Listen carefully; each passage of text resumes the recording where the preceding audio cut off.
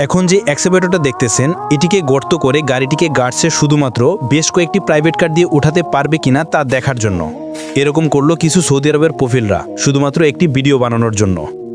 Excavator operator ছিল বাংলাদেশি, এজন্য বিস্তারিত আপনাদের কাছে তুলে ধরলাম। ভিডিওটা ভালো লাগলে শেয়ার করে দিবেন, আপনার মতামত কমেন্টে জানিয়ে যাবেন। তাহলে আমরা সবাই ভিডিওটা শেষ পর্যন্ত দেখতে চলেছি। ভিডিওটা শেষ পর্যন্ত না দেখলে বুঝতে পারবো না কিভাবে গাড়িটিকে টেনে উঠাইছে। ভিডিওটা শেয়ার করে দিবেন যেন সবাই দেখতে পারে। পেজটিকে ফলো করে পাশে থাকুন।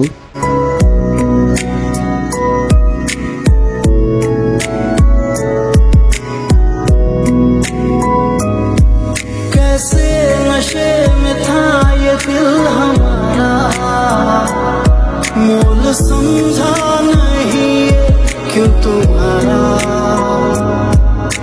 सर को झुका के आया मैं तेरे सामने, जो भी हुई वो सारी गलतियां